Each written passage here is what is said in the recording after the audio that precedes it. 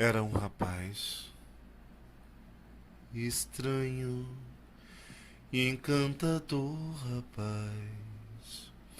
Ouvi que andava a viajar, viajar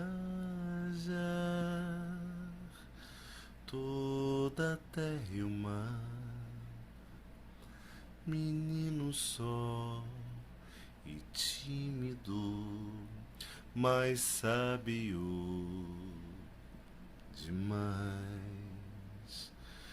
Eis que uma vez, num dia mágico, o encontrei.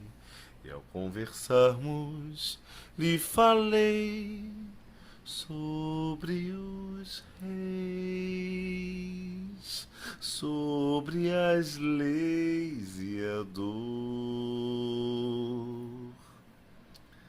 Ele me ensinou, nada é maior que dar amor e receber de volta